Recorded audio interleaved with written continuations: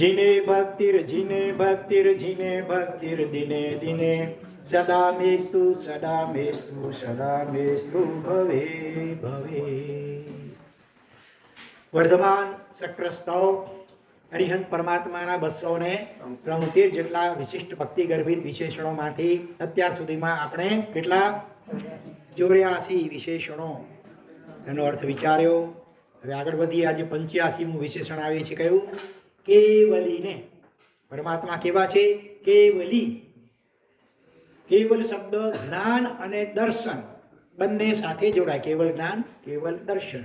અગાઉ જો કે સર્વજ્ઞ, સર્વદર્શી એ શબ્દો આવી ગયા એને મળતો છે. અહીંયા એક જ શબ્દ દ્વારા બંનેમાં, એટલે કેવળ શબ્દ બંનેમાં જ્ઞાનમાં અને દર્શનમાં જોડી શકાય. અને આમ જોઈએ તો કેવલનો અર્થ ફક્ત, માત્ર, ઓનલી અંગ્રેજીમાં ફક્ત. એકલો જીવ આવ્યો છે ને એકલો જ જવાનો છે અને પછી પણ એકત્વમાં પોતાનામાં જ રહેવાનું છે. ભલે સિદ્ધશિલા ઉપર જ્યાં એક સિદ્ધ હોય ત્યાં અનંત સિદ્ધો એકમેકમાં આમ જાણ મિક્સ થઈને રહેલા હોય છતાં દરેકનું અસ્તિત્વ સ્વતંત્ર હોય છે. કેવલ એટલે એ રીતે આપણે વર્તમાનમાં પણ અમુક સમય રોજ એકલા એકાંતમાં રહેવાનો અભ્યાસ કરવો જોઈએ. દ્રવ્યથી એકાંત અને સાથે અંદરમાં ભાવથી પણ એકાંત. એટલે વિચાર વિકલ્પ પણ નહીં, કેવલ પોતાની જાત હોય, એક પણ વિચાર કે વિકલ્પ ન હોય એવી સ્થિતિમાં રહેવાનો રોજ થોડી વાર પણ અભ્યાસ કરવો જોઈએ. અને ક્યારેક ક્યારેક મહિનામાં એકાદ વાર 24 કે 36 કલાકનું મૌન, એકાંત અને મૌન એનો પણ અભ્યાસ કરવો જોઈએ. પછી આગળ 86મું વિશેષણ આવે છે. કયો? દેવાધિદેવાય. બધાનો મનગમતો અને માનીતો. બરાબર? હા, જ્યારે મંત્રોચ્ચાર થતા હોય ત્યારે આ દેવાધિદેવ આવે ત્યારે રિપીટ કરવામાં આવે 3-4 વખત. હા, દેવોથી પણ અધિક દેવ. દેરાસરના બહારમાં ભાગે રહેલું કોઈ અધિષ્ઠાયકની ડેરી પાસે જાપ કરતા કોઈ સાધક સામે દેવ પ્રગટ થયા અને પૂછ્યું કે તારે શું જોઈએ? સાધકે કહ્યું, બધું છે, પણ સ્વભાવથી બધે ઠેકાણે ખાલી જગ્યા ખાઉં છું. શું? થાપ ખાઉં છું, માર ખાઉં છું, મેથી ભાત. મારા કસાયને શાંત કરી દો. દેવતા શાસન અધિષ્ઠાયક દેવ પાસે એક ભક્તે વિનંતી કરી કે આમ તો બધું બરાબર છે, મારો સ્વભાવ એવો છે, એને કારણે બધે ઠેકાણે માર ખાઉં છું, પસરાટ ખાઉં છું, થાપ ખાઉં છું. દેવ વિચારમાં પડી ગયો. થોડી વાર પછી એણે કહ્યું, જો છે ને કસાય તો ક્યારેક અમારા જેવાને પણ આવી જાય. દેવ કોપાયમાન થાય ને ક્યારેક, હા, તો ધનત પરત કાઢી નાખે. હા, એટલે ઘણા મેલી વિદ્યા સાધતા હોય ને એમાં જરાક વિધિમાં ગડબડ થાય તો વિધિ કરતો હોય એને જ પતાવી નાખે. હા, માટે સંભાળવાનું થોડી વાર. હા, પણ તારા કસાયને હું ક્યાંથી શાંત કરી શકું? મને પોતાને કે છે કસાય નડે છે, તો તારા કસાયને હું શાંત ક્યાંથી કરી શકું? આપણે એક કામ કરીએ. અંદર છે ને, અંદર દેરાસર મારા અને તારા બંનેના કોણ બેઠા છે? અઢી અક્ષરના પ્રભુ બેઠા છે. તેમને આ પ્રાર્થના કરીએ. આ એમનું ખાલી જગ્યા છે. અંગ્રેજીમાં અક્ષર છે 5. એફ થી શરૂ થાય. પહેલો ABCDE F 5 અક્ષર છે અંગ્રેજીના. આ એમનું કસાયને શાંત કરવાનું.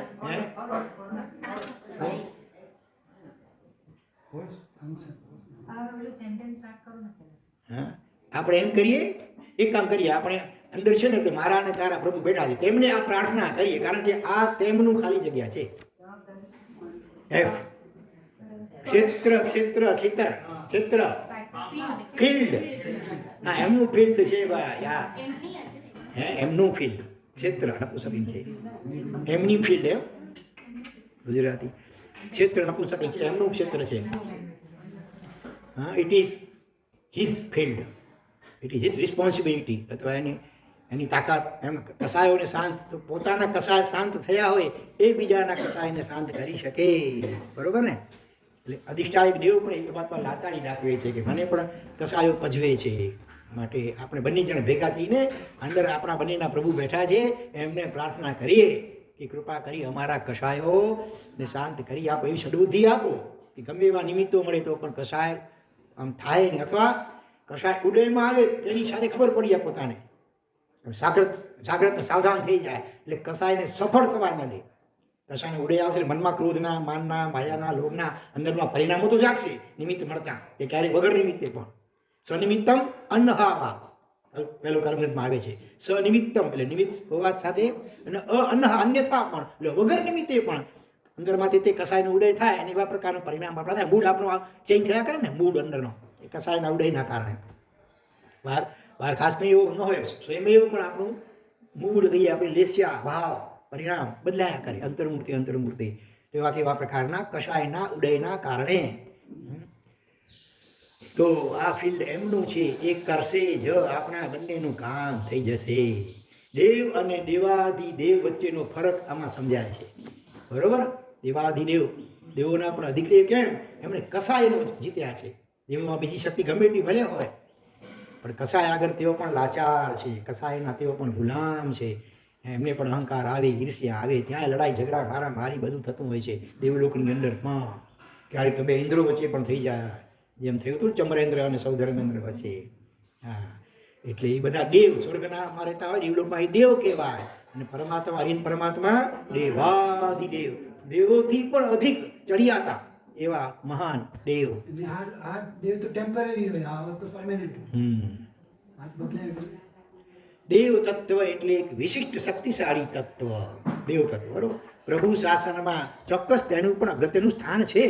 સમ્યક દ્રષ્ટિ શાસન દેવ દેવીઓ એનું પણ જેને શાસનમાં મહત્વનું સ્થાન છે. અને માટે જ તો સંઘ સ્થાપના વખતે જ શાસનના અધિષ્ઠાયક એવા દેવ અને દેવીની સ્થાપના પણ થાય છે. એ સ્થાપના કોણ કરે ખબર છે? ઇન્દ્ર કરે. ઇન્દ્ર સૌધર્મેન્દ્ર જાહેર કરે કે ભગવાનના ફલાણા યક્ષ ને યક્ષિણીને ભગવાન, આ ભગવાનના શાસનના અધિષ્ઠાયક દેવ તરીકે હું સ્થાપના કરું છું. એટલે એનું મહત્વ છે ખરું, પણ પછી આપણે એને ઓવર મહત્વ આપી દે, વધારે પડતું. દેવાધિદેવ કરતાં આપણે દંડુકા દેવને વધુ મહત્વ આજે મોટે ભાગે અપાય છે. મહુડી લોકો જાય, હા, આગળ ઊંચી કરો, મહુડીમાં કયા ભગવાન છે એનું નામ કેટલું? મહુડી તો બધા ગયા છો કે નહીં? આમાંથી મહુડી ન ગયા હોય બિલકુલ એવા કોઈ છે? એક વાર મહુડી ન ગયા હોય એવા કોઈ છો? નથી ગયા? તો શું પૂછું છું? એક પણ વાર મહુડી ન ગયા તો આંગળી ઊંચી કરો છો. બધા ગયા છો ને? એક વાર, બે વાર, કોઈ તો દર વર્ષે જતા હશે, કોઈ દર વર્ષે જતા હશે, કોઈ વર્ષમાં 2-3 વાર જતા હશે. પણ ભગવાન કયા છે ત્યાં મૂળનાયક એટલાને આંગળી ઊંચી કરો, બોલતા નહીં હો. કેટલા મૂળનાયક ભગવાન કયા છે? થોડા જેવા લગભગ 25% પણ ઓછા લોકોને ખબર છે. બરોબર? બાકી 500% લગભગ ખબર નથી. પ્રવીણભાઈ તો ખબર છે ને? ખબર છે, પણ જરા ડાઉટ છે લાગે છે. કયા ભગવાન છે? જો પ્રેમજીભાઈ બોલો. નહીં એટલા નથી હો બાપા. મને પૂછે છે સંભાવના છે? બીજી બાપા નવોરી मालेगांव वासी मसी आंगली उंगली ऊंची करो, उनको एक को मालूम है, बाकी को मालूम नहीं है. बोलो कया? पद्म प्रभु अथवा पद्म प्रभ स्वामी. छठा कया भगवान છે? છઠ્ઠા પદ્મ પ્રભ સ્વામી. અને તે ત્યાં જે ઘંટાકર્ણ મહાવીર સ્વામી છે, હા, એ કેટલાસમાં ભગવાન છે? કેટલાસમાં છે? 24માં કે 25માં? હા, ભગવાન નથી, દેવ છે. હા, પાછળમાં મહાવીર આવે છે એટલે એમાં બે મત્સ્ય તત્વ કેવલી ગમે જે હોય તે. ભગવાન તો નથી જ. હા, પણ છતાં આપણે દેવાધિદેવ પાસે કેટલી વાર ઉભા રહીએ અને ઘંટાકર્ણ પાસે કેટલી વાર ઉભા રહીએ? એવીમાં વધારે ક્યાં ઉભા રહીએ? મોટે ભાગે, હા, મોટા ભાગે ઘંટાકર્ણ પાસે. યાદ આવે તો પહેલા પણ ક્યાં જાય? પહેલા ઘંટાકર્ણ પાસે, પછી મહાવીર સ્વામી પાસે. અને દેરાસરના ભંડારમાં, ભગવાનના ભંડારમાં કેટલું નાખીએ અને ઘંટાકર્ણના ભંડારમાં કેટલું નાખીએ? વિચાર કરજો. જવાબ નહીં આપતા, તમે સમજી જજો બધું. હા, ત્યાં સોનાની લગડીઓને હાર ને વીંટીને આ બધું નીકળે. આરતીના ઘી બોલાતા હોય તો દેરાસરમાં ભગવાનના કેટલા બોલા ને ત્યાંના કેટલા બોલા? એક પગે ઊભા લાગ આવે તો ત્યાં જાપ કરી અડધો કલાક. આ શું સૂચવે છે?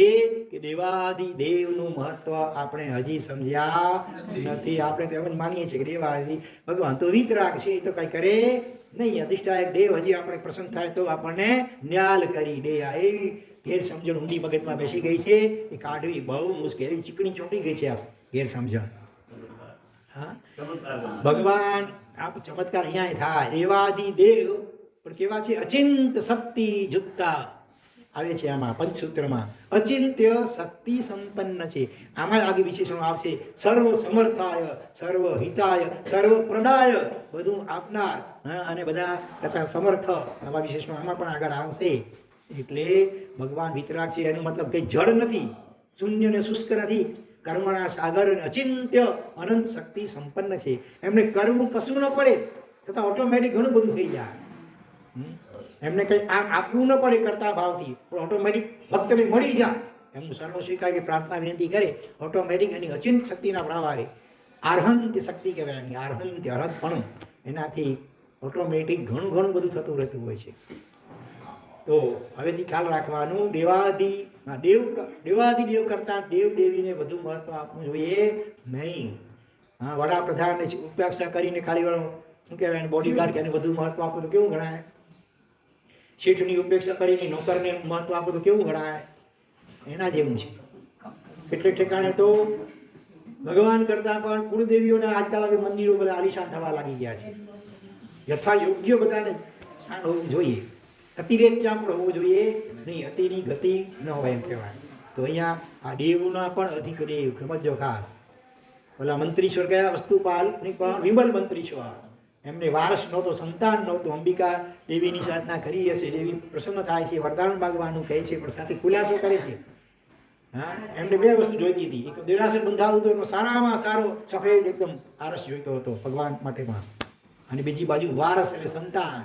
પણ અંબિકા જેવી સમર્થ દેવી, નેમિનાથ ભગવાનના શાસનના પણ અધિષ્ઠાયિકા દેવીએ એમણે સ્પષ્ટ કહી દીધું કે તમારા નસીબમાં બેમાંથી કોઈ પણ એક વસ્તુ માગો. તમારું પુણ્ય અત્યારે એટલું છે કે એમાંથી એક વસ્તુ મળી શકે એમ છે. બોલો શું જોઈએ? એટલે એમણે તો પછી શું માગ્યું? વારસ માગ્યો. વારસ કેવો નીવડે શું ખબર? કહેવાનો મતલબ આપણા લક કે ભાગ્ય કે નસીબથી વધારે દેવદેવી પણ આવા આપી શકતા નથી હોતા. માટે દેવાધિદેવની ઉપેક્ષા કરી અને દેવદેવીની પાછળ બહુ પાગલ કે ગાંડા બનવા જેવો નથી. દેવાધિદેવની તમે અનન્ય ભાવે નિષ્ઠાપૂર્વક પ્રેમમાં ભક્તિ કરશો તો એના અધિષ્ઠાયક દેવદેવી એ તો કેવા હોય છે? દાસાનું દાસ. પ્રભુના દાસના પણ દાસ બનવા તૈયાર હોય. એ ઓટોમેટિક પ્રસન્ન થઈ જાય ભગવાનની વિશિષ્ટ ભક્તિથી. યાદ કરો પેલા દેવપાલ ભરવાડને જંગલમાં ઘણી ભેખડમાંથી મળેલી આદિનાથની પ્રતિમા, એને ત્યાં ડેરી સ્થાપન કરી અને નિયમ કર્યો કે જ્યાં સુધી રોજ એના દર્શન પૂજન ન કરી ત્યાં સુધી કંઈ પણ ખાવું પીવું નહીં. અને કુદરતે કસોટી કરી 7 અહોરાત્ર સુધી મુસળધાર વરસાદ વરસે છે. નદીમાં પૂર આવી ગયું, એને કારણે સામે કિનારે જઈ ન શક્યા. તો 7 દિવસ સુધી કંઈ પણ ખાધું પીધું નહીં. કોઈ મહારાષ્ટ્ર પાસે હાથ જોડીને પ્રતિજ્ઞા લીધી નહોતી, મનોમન સંકલ્પ કર્યો હતો. એને પણ કેટલો વફાદાર રહે છે કે કાંઈ ખાધું પીધું નહીં. પછી જ્યારે વરસાદ શાંત થયો, પૂરું ઓછું થયું, ત્યારે તરીને સામે કિનારે જાય છે. એ વખતે સામે કોણ બેઠેલો હતો? સિંહ બેઠેલો હતો. છતાં પણ ગભરાયા વિના સીધો ડેરીમાં પ્રવેશ કરીને આમ એકદમ રડતા રડતા ભગવાનને કહે છે કે ભગવાન, પૂર્વ જન્મમાં એવા કોઈ પાપો કર્યા હોય તો 7 દિવસને બદલે 27 દિવસ પણ મને ખાવા પીવાનું નહીં મળે તો ચાલશે, પણ આપના દર્શન પૂજન વગરનો એક પણ દિવસ આજીઓ જવો જોઈએ નહીં. છે આપણામાં આવી નિષ્ઠા અને આવી ભાવના, આવી ભક્તિ હોય ત્યારે જેવો બહાર નીકળે છે ત્યાં સિંહ હલો, એની જગ્યાએ કોણ હતા? સિંહ કોનું વાહન? ચક્રેશ્વરી દેવી. હા, આદિનાથ ભગવાનના અધિષ્ઠાયિકા એ પ્રગટ થયા. પરીક્ષા કરવા માટે આ કર્યું હતું અને એમને વરદાન માગવાનું કહે છે. અલબત્ત ચક્રેશ્વરી દેવીએ પહેલાં પણ એમને કહ્યું હતું કે મારા જેવું કંઈ પણ કામ હોય તો મને યાદ કરજે, હું આવી જઈશ. તો પણ એમણે દેવીને યાદ ન કર્યા, પણ બસ ભગવાનને જ પ્રાર્થના કરી રડતા રડતા અને દેવી પ્રગટ થઈ ગયા અને વરદાન માગવાનું કહે છે. ત્યારે પણ કાંઈ જ માગતા નથી. આવા ભગવાન મળી ગયા, હવે એનાથી ચડિયાતું બીજું શું હોય કે જેને હું માગું? એટલી નિષ્પૃહતા અને સંતોષ ગુણ. ભરવાડ હતો, કાંઈ શ્રીમંત નહોતો. દેવી બહુ આગ્રહ કરે છે ત્યારે પણ બીજા નંબરમાં શું માગે છે? પહેલા નંબરમાં શું માગે છે? આખરે ભગવાનની નહીં, મુક્તિ માગે છે. દેવી કહે છે એ તો પોતે મુક્ત હોય, બીજાને મુક્ત કરી શકે, એ સિવાય બીજું કંઈ માગો. બહુ આગ્રહ કર્યો તો સેકન્ડ નંબરમાં શું માગ્યું? ભગવાનની ભક્તિ માગી, એ સિવાય કોઈ ભૌતિક ચીજો માગી નહીં. એટલે અનન્ય નિષ્ઠા હોય પરમાત્મા પ્રત્યે, એટલે એના અધિષ્ઠાયક દેવ પણ ઓટોમેટિક પ્રસન્ન રહે છે. એને માટે અલગ આપણે કંઈ કરવું પડે નહીં. પણ કુળદેવીની મૂર્તિ હોવી જોઈએ કે જીર્ણ હોય એ હોવી જોઈએ? અલગ અલગ છે બધી ઠેકાણે. ક્યાંક મૂર્તિ હોય, ક્યાંક ખાલી અમુક સિંદૂર ને ક્યાંક આંખું ચડેલી એટલું બધું હોય. હમણાં નવું મંદિર બનાવ્યું, મૂર્તિ નહીં બનાવી, જે હતી જીણ ઈ જ કે. બસ વાંધો નહીં, પણ મૂળ કહેવાનો મતલબ છે કે દેવાધિદેવ કરતા દેવ દેવીને વધુ મહત્વ અપાય નહીં. પછી કુળદેવી હોય કે ભલે શાસન દેવ દેવી પણ કાં ન હોય, બરોબર. જો દેવ છે ને, દેવ છે એ શક્તિશાળી છે, જ્યારે દેવાધિદેવ ખાલી જગ્યા શાળી છે. 3.5 અક્ષર, પહેલો અક્ષર પ, અડધો પ. દેવ શક્તિશાળી છે અને દેવાધિદેવ પ્રભાવશાળી છે. દેવ ધાર્યું કામ કરી શકે, બરોબર, ભૌતિક કાર્ય. ત્યારે દેવાધિદેવ ધાર્યા વગર પણ કરોડો દેવતાઓને સેવામાં રાખી શકે છે. ઓટોમેટિક એનો એવો પ્રભાવ જ એવો છે વિતરાગ દશાનો. ઓછામાં ઓછા કરોડ, વધુ પણ હોય તો ઓછામાં ઓછા કરોડ દેવતા તો ભગવાનના સાનિધ્યમાં ભગવાન વિચરતા હોય ત્યારે હાજર હોય. આ ભગવાનનો પ્રભાવ. ભગવાન મનમાં ધારતા નથી, ધાર્યા વગર એટલે ધારતા નથી કે આ દેવમાં મારી સેવામાં આવે તો સારું, કાંઈ નહીં. ભગવાન તો વિતરાગ છે. ઓટોમેટિક ભગવાનના પુણ્ય પ્રભાવથી ખેંચાઈને દેવતાઓ કરોડો ભગવાનના સાનિધ્યમાં હોય. આ વિશેષતા છે. જમીન આસમાનનું અંતર છે. કરોડો દેવતાઓ ભેગા કે ઇન્દ્રો વગેરે ભેગા મળીને પણ ભગવાનના પગના અંગૂઠા જેટલું પણ રૂપ વિપુરવી ન શકે. તો તમે કહેશો સમવસરમાં વિપુરવે છે ને બાકીની 3 દિશામાં આખા ભગવાન સાક્ષાત જેવા, એ ભગવાનના જ અતિશયના પ્રભાવથી, બાકી નહીં તો સ્વતંત્રપણે કોડી દેવ મિલ કર ન શકે એક અંગુષ્ટ રૂપ પ્રતિછંડા, ऐशो અદ્ભુત રૂપ તિહારો બરસત માનો અમૃત કે બુંદા, જય જય જય જય પાર્શ્વ જીનંદા. બહુપાદ્યસી યશોવિજયજી મહારાજની આ રચના. કરોડો દેવતાઓ ભેગા મળીને પણ ભગવાનના અંગૂઠા કે નખ જેટલું જેવું પણ રૂપ વિપુરવી ન શકે એવું અદ્ભુત રૂપ ભગવાનનું હોય છે. તો એવા દેવાધિદેવને આપણે ઉપેક્ષા કરી અને દેવ દેવીને મહત્વ આપીએ તો આપણે દેવાધિદેવને શું કરી કહેવાય? આશાકના અવગણના ઉપેક્ષા કહેવાય. માટે ખાસ લક્ષ્ય રાખજો. તો દેવ તત્વ મુખ્ય રીતે ભૌતિક સપાટી પર કાર્યરત રહે છે. જ્યારે આ દેવાધિદેવ એ ક્યાં કામ કરે? કઈ સપાટી ઉપર? હા, સહેજ મારાથી એક અક્ષર બોલાઈ ગયો, હાથ બોલી અટકી ગયો. આધ્યાત્મિક સપાટી એમના કવરેજમાં ના આવે. કોના કવરેજમાં ના આવે? દેવતાઓના. હા, એને કવરેજ ક્ષેત્ર છે બહાર હે. ત્યારે દેવાધિદેવનું 4G નેટવર્ક કામ લાગે ત્યાં તો. 4G કયા 4G? એ શું? ભગવાનના 4 શું હોય? હા, 4 ઘાતી કર્મના ક્ષયથી ઊભું થયેલું 4G નેટવર્ક. નાનાવણી, દર્શનાવણી, મોહની અને અંતરાય, આ 4 ઘાતી કર્મના ઉત્પન્ન ત્યારે કેવળ જ્ઞાન પ્રગટ થઈ જાય, એ કામ કરે. તો એવા દેવાધિદેવને આપણા સૌના અનંત અનંત અનંત અનંત નમસ્કાર હો. અને હવે આ ચોથા આલાવાનું છેલ્લું વિશેષણ આજે આવે છે, એવું છે 87મું વિશેષણ. કયું છે દેવાધિદેવ પછી? વીતરાગાય. વી વત્તા ઇત એટલે વીત બન્યો. પહેલા વીમાં વી રસ્વ લેવાનો, પછી ઇતમાં પણ ઈ રસ્વ લેવાનો. 2 રસ્વ ઈ ભેગા થાય એટલે એક દીર્ઘ ઈ બની જાય. વીતરાગ. ક્યાંય પણ લખવાનું હોય તો વી રસ્વ નહીં લખવાનું, વિતરાગ નહીં, વીતરાગ. વી એટલે વિશેષ પ્રકારે, ઇત એટલે ચાલ્યો ગયો છે, નાશ પામી ગયો છે રાગ જેમના જીવનમાંથી, એમને શું કહેવાય? વીતરાગ. વિતરાગ નહીં, વીતરાગ. વી લંબાવો જરા. હા, વેરી ગુડ. વીતરાગ. પ્રભુ રાગ અને દ્વેષ બંનેથી પર છે આમ તો, છતાં અહીં ઉલ્લેખ માત્ર રાગનો થયો છે. વીતરાગ. વીત દ્વેષ વ્યવહારમાં બહુ બોલાતું નથી, હોય છે ભલે ભગવાનમાં રાગનો અને દ્વેષ પણ ન હોય, પણ શબ્દ વપરાય છે મોટે ભાગે વીતરાગ. કેમ ભાઈ? કારણ કે દ્વેષ કરતા રાગ વધુ સજ્જડ છે. સજ્જડ, ચીકણો, ચોટી ગયેલો, ઉખડે નહીં જલ્દી. રાગ જાય પછી તો દ્વેષ તો સહજતાએ જાય, એને જતાં બહુ વાર લાગે નહીં. રાગનું મૂળ, દ્વેષનું મૂળ કારણ રાગ છે. રાગ હોય અને એ પ્રમાણે ન થાય, એમાં કંઈ બાધા અંતરાય આટલી બને તો એના ઉપર દ્વેષ ઉત્પન્ન થાય. રાગ જ ન હોય તો દ્વેષ થાય જ નહીં. ભગવાન ક્ષીણ મોહ બને 12મા ગુંઠાણે, રાગ પણ જાય એની સાથે દ્વેષ પણ જતો રહે. કોઈના પ્રત્યે દ્વેષ. બીજો અક્ષર કેવો હોય? 2 અક્ષરનો તો દ્વેષ માટે. ખ ઉપરથી ખ, પહેલો અક્ષર ખ હોય તો ખાર. રસોઈમાં ખાર નાખો, એ ખાર નહીં, પેલા ખાર. એના ઉપર ખાર બહુ છે. અમુક શિક્ષક અમુક વિદ્યાર્થી ઉપર ખાર હોય, તોફાન બહુ કરતો, લેસન ન કરતો, એના ઉપર ખાર હોય. હા, વાંદરાની બાજુમાં ખાર છે એ નહીં ભલા. અને અણગમો, 4 અક્ષરનો એક દ્વેષ, ખાર કે અણગમો રાખનારા લોકોમાં તરત શું બનશે? અપ્રિય બનશે. કોઈ પણ વ્યક્તિ કોઈ બીજા એક વ્યક્તિ પ્રત્યે દ્વેષ રાખતો હોય, ખાર રાખતો હોય તો એ લોકોમાં અપ્રિય બનશે. પણ કોઈ વસ્તુ કે વ્યક્તિ પ્રત્યે રાગ રાખનારો એ રીતે અપ્રિય બનતો નથી. રાગ વ્યક્તિ ઉપર પણ હોય, રાગ વસ્તુ ઉપર પણ હોય. રાગ ઘણા અંશે લોકોમાં સ્વીકૃત બની જવાથી પાપ રૂપે જણાતો પણ નથી. ગુંડા તરીકે જે ઓળખાય નહીં ને તે ગુંડો કેવો કહેવાય? વધારે શું કહેવાય? 3 અક્ષરનો જ ઉપરથી જોખમી કહેવાય. હા, હોય ગુંડો બહારથી વેશ સજ્જનનો કરેલો હોય એ ખતરનાક કહેવાય.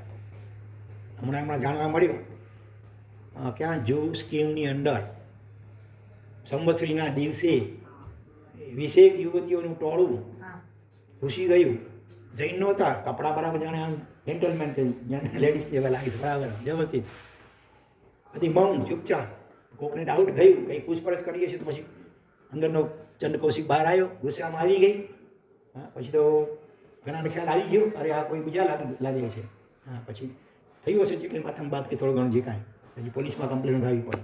20 એવું ષડયંત્ર હશે એની પાછળ, શું આશય છે એ જાણો.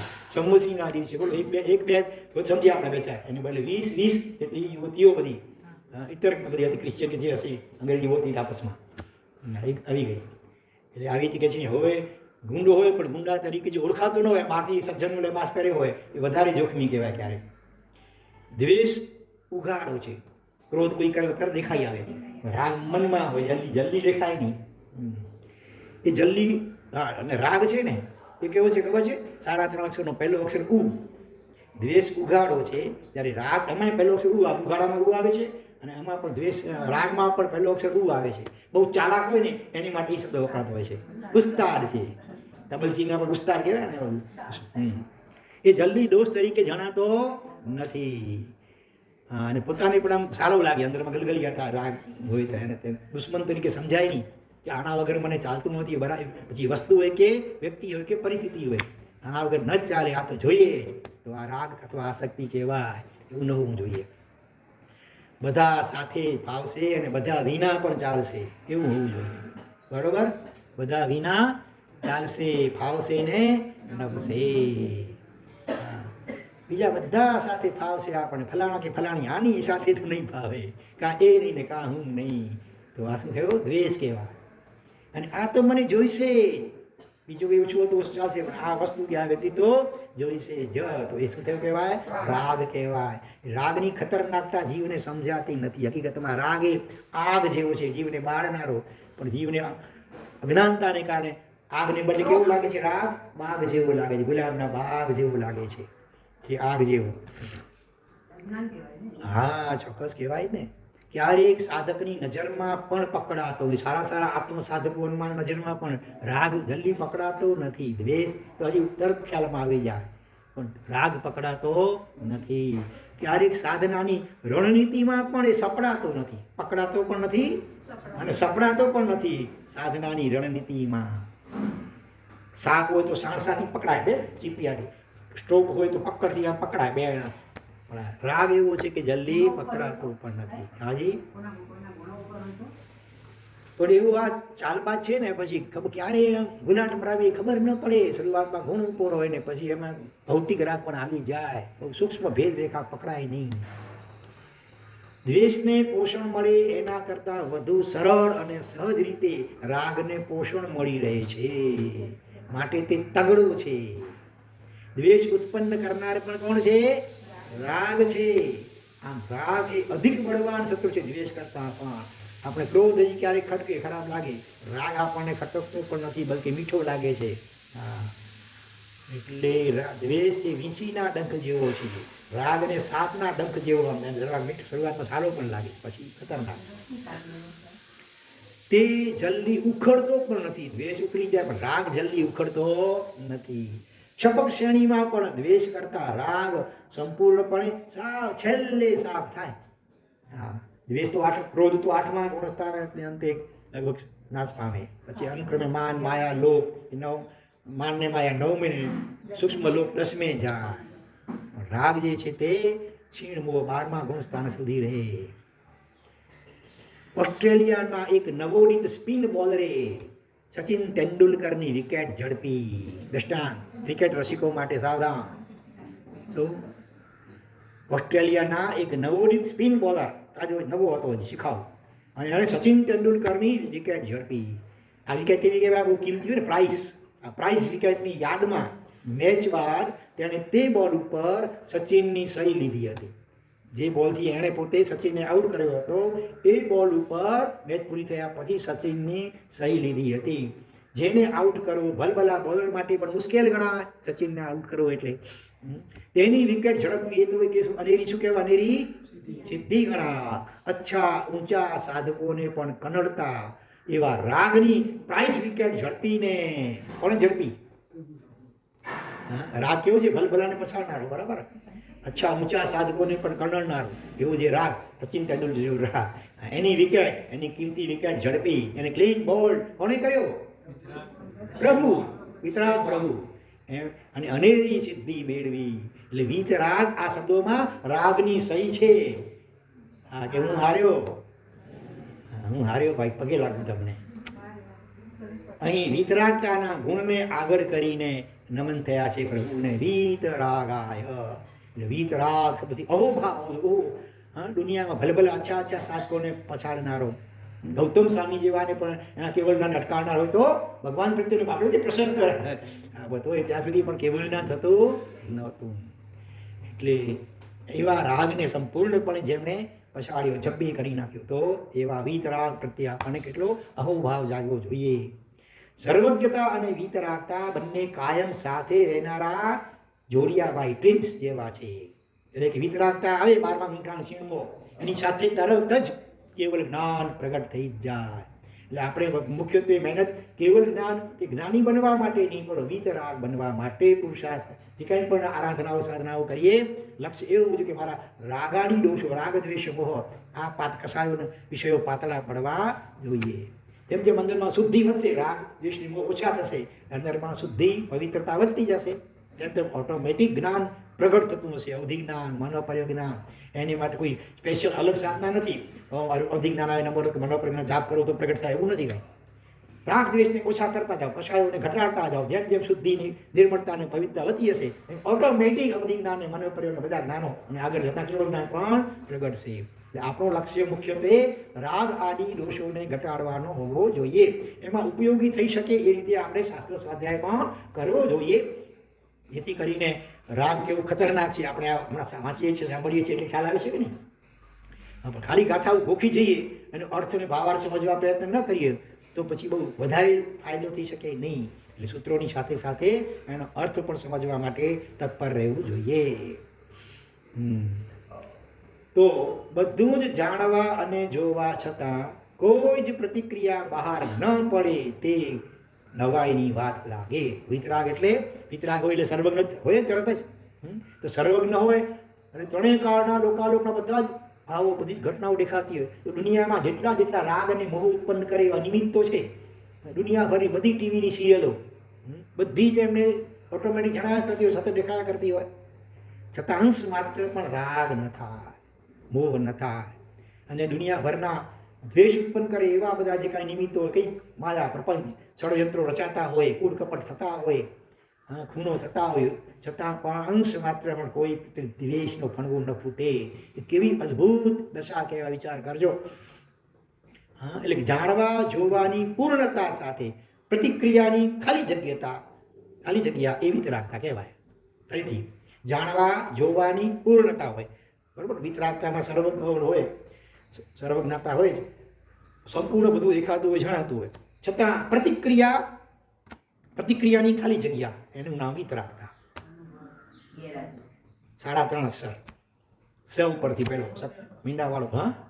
શૂન્યતા, બરોબર. કોણ બોલ્યા? ધન્યવાદ. માલેગામ વાલે બોલ્યા, બાળમીર વાલે. શૂન્યતા, પ્રતિક્રિયા બિલકુલ નહીં, રાગની નહીં, દ્વેષની પણ નહીં, તટસ્થ.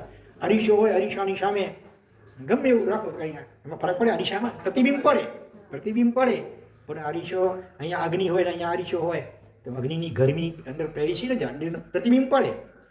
હા, ઘી કે તેલ હોય અંદર આની સામે એનું પ્રતિબિંબ પડે એને કારણે આલીસો ચીકણો થાય? ચીકણો ન થાય. એવી રીતે વિતરાગ હોય એની સામે દુનિયાભરના ગમે એવા રાગ દ્વેષના નિમિત્તો આવે તો પણ અંશ માત્ર એમાં રાગ કે દ્વેષની ચિકાસ ઉત્પન્ન થાય નહીં. એકાદું બધું જણાતું બધું હોવા છતાં પણ હા હા જે કહો ઓટોમેટિક સહજપણે હોય. એના માટે પ્રયત્ન કરવો ન પડે કે મારે નાતા દ્રષ્ટા જ રહેવું છે, મારે કરતા ભોગતા નથી બનવું, એવો કોઈ પ્રયત્ન કરવો જ ન પડે. સહજપણે એનો સ્વભાવ જ એવો હોય. એવા હા પ્રયત્ન આવ્યો એટલે કરતા ભાવ આવી ગયો. આપણે પ્રયત્ન કર્યો ને કાંઈ કરવાનું નહીં, રિલેક્સ બિલકુલ. હા એકદમ રિલેક્સ, ઊંઘમાં નહીં સરકી જવાનું, એટલું જરા ખ્યાલ રાખવાનો. તો એવા વિતરાગ હરિહન પ્રભુને અનંત અનંત નમસ્કારો નમસ્કારો નમસ્કારો. આ રીતે ચોથો આલાવો, 11 આલાવામાંથી ચોથો આલાવો, ચોથો પેરેગ્રાફ અહીંયા પૂરો થયો. હવે 5મા પેરેગ્રાફમાં પ્રવેશ કરીએ. દરેક પેરેગ્રાફની શરૂઆતમાં ઓમ નમો અર્હતે, દરેક વિશેષણની સાથે આ જોડવાનું. ઓમ નમો અર્હતે વિતરાગાય. ઓમ નમો અર્હતે હવે આવે છે પરમાત્મને. 88મું વિશેષણ છે પરમાત્મને. પરમ આત્મા. આત્માના 6 લક્ષણો છે: જ્ઞાન, દર્શન, ચારિત્ર, પછી આગળ બીજા કયા છે? તપ, વીર્ય અને ઉપયોગ. અરિહંતમાં આ 6 લક્ષણો કંઈક વિશેષ રૂપ ધારણ કરીને રહે છે. માટે પરમાત્મા કયા? ખાલી આત્માની પણ પરમાત્મા.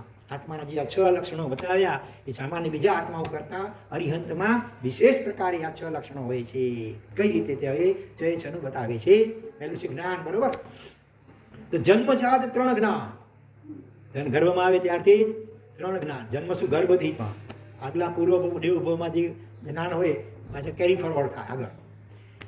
તો અને દીક્ષા લે એટલે સીધું ચોથું કયું? મનઃપર્ય જ્ઞાન. અને છેવટે જ્ઞાનાતિશય રૂપે પ્રભાવ પાત્રનું અદ્વિતીય જ્ઞાન તેજ એટલે કે કેવલ જ્ઞાન. બીજા કેવલી કરતાં પણ તીર્થંકરનું કેવલ જ્ઞાન કઈ રીતે વિશિષ્ટ કહેવાય કે એ કેવલ જ્ઞાન શાસનની સ્થાપનામાં નિમિત્ત બને છે. માટે કેવલ એ રીતે વિશેષ કહેવાય. ચાલો પછી હવે દર્શન. તો જીન નામ કર્મની સાથે રહેલો નિર્મળ, પ્રાય અપ્રતિપાતી અને છેવટે પૂર્ણ દર્શનમાં પરિણમેલો દર્શન ગુણ પરમાત્મામાં, બરોબર? જીન નામ કર્મની સાથે જ રહેલો નિર્મળ એટલે ક્ષાયિક, પ્રાય અપ્રતિપાતી, પ્રાય એટલે ક્ષાયિક જ હોય, અને છેવટે પૂર્ણ દર્શનમાં પરિણમેલો દર્શન એટલે ક્ષાયિક સમ્યક દર્શન અહીંયા લઈએ. અથવા તો અથવા એ સમ્યક દર્શન ન લઈએ, કેવલ દર્શન, દર્શનાવર્ણીય કર્મ. એટલા માટે પ્રાય મુખ્ય અપ્રતિપાતી. ત્રીજો છે ચારિત્ર ગુણ. તો એ પણ બીજા આત્માઓ કરતાં પરમાત્મામાં વિશેષ કઈ રીતે?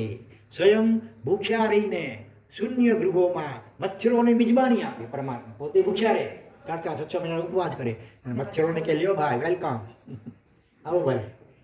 મચ્છરોને શું આપે ભગવાન? હે એની અહીંયા શબ્દ કયો આવ્યો? બીજા કોઈ નહીં બોલતા. હમણાં શબ્દ કયો આવ્યો? તો અમે તમે કયા રૂપમાં ગયા હતા હમણાં વચમાં? ક્યાંક લટાર મારી આવ્યા. હા કયા લોક? આમાં શું શબ્દ આવ્યો? મિજબાની. ઇન્વિટેશન નહીં, અહીંયા મિજબાની. લેડ થઈ ગઈ પણ કાંઈ ન કરે, જરાય આમ ઉડાડે પણ અહીંયા આમ જ ખુલ્લા શરીરે લ્યો. તો પોતે ભૂખ્યા રહીને શૂન્ય ગૃહોમાં મચ્છરોને, શૂન્ય ગૃહમાં તો મચ્છરો શિકારે બધા પાછા જો આ પધારી રહ્યા છે, મચ્છરોને મિજબાની આપતા કાયોત્સર્ગ અને ધ્યાન સાથેની ચારિત્ર યાત્રા એ પણ બધા કરતા વિલક્ષણ. અને તપ એટલે દિવસો અને મહિનાઓ સુધી પાણીનો વિચાર પણ નહીં કરવાની એવી તપોયા, 24 ઉપવાસ, પાણી નહીં. આ તપોયાત્રા. ભગવાન મહાવીર સ્વામીના કેટલા પારણા થયા? 1250 માત્ર 349.